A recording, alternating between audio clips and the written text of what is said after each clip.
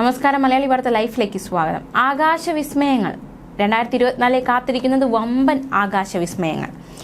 April 8 തീയതി നടക്കാനിരിക്കുന്ന സമ്പൂർണ്ണ സൂര്യഗ്രഹണം, അതിനായി ലോകം കാത്തിരിക്കുകയാണ്. അതിന് മുന്നോടിയായിട്ടൊരു വാർത്ത പുറത്തു വരികയാണ്. ഇന്ന് ഒരു അപൂർവ പ്രതിഭാസം സംഭവിക്കുന്നു. അതായത് ചാന്ദ്രഗ്രഹണമാണ് ഇന്ന് സംഭവിക്കുന്ന ആകാശവിസ്മയം.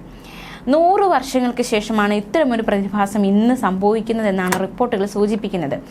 ഇന്ത്യൻ സ്റ്റാൻഡേർഡ് സമയം രാവിലെ 10:23 ചന്ദ്രഗ്രഹണം തുടങ്ങുന്നത്. ഭൂമിയിലെ ഏതാണ്ട് എല്ലാ ഇടങ്ങളിലും ഈ ദിവസം ചന്ദ്രഗ്രഹണം ദൃശ്യമാകും. പക്ഷേ ഇന്ത്യയിൽ ദൃശ്യമാകില്ല.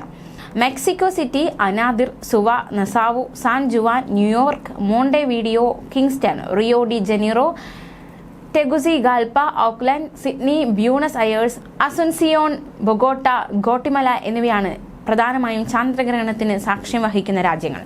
City Lima, Santo Domingo, Managua, San Salvador, La Paz, Santiago, Kiritimati, Havana, Caracas, Reykjavik, Washington DC തുടങ്ങിയ നഗരങ്ങളും ചന്ദ്രഗ്രഹണം ദൃശ്യമാകും.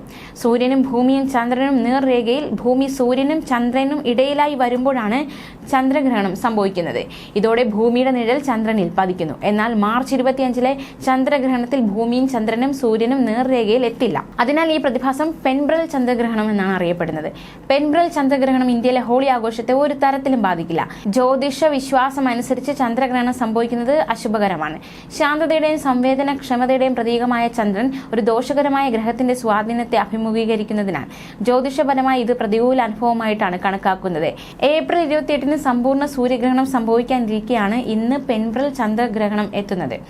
അതേസമയം ഏപ്രിൽ 9 രാത്രി ചന്ദ്രൻ സൂര്യനെ പൂർണ്ണമായി മറയ്ക്കുന്ന സമ്പൂർണ്ണ സൂര്യഗ്രഹണം ഉണ്ടാകുമെന്നാണ് നാസ പുറത്തുവിട്ടിരിക്കുന്ന വിവരം. ഏപ്രിൽ 9 ഇന്ത്യൻ സമയം രാത്രി 9:13 ഏപ്രിൽ 10 പുലർച്ചെ 2:22 ഇടയിലാണ് സമ്പൂർണ്ണ സൂര്യഗ്രഹണം ദൃശ്യമാകുക. യുണൈറ്റഡ് സ്റ്റേറ്റ്സ്, തെക്ക് കിഴക്കൻ കാനഡയുടെ കിഴക്കൻ ഭാഗമായ മെക്സിക്കോയിലാണ് സൂര്യഗ്രഹണം ദൃശ്യമാകുക എന്നാണ് വിവരം. നിർഭാഗ്യവശാൽ ഇൻ ദി സ്കൈ പ്രകാരം ഇന്ത്യയിലെ ആകാശ നിരീക്ഷകർക്ക് ഗ്രഹണം ദൃശ്യമാകില്ല. എന്നാൽ ആ സമയത്ത് ലഭ്യമാകുന്ന വിവിധ ലൈവ് സ്ട്രീമുകളിലൂടെ എല്ലാവർക്കും ഗ്രഹണം കാണാൻ സാധിക്കും.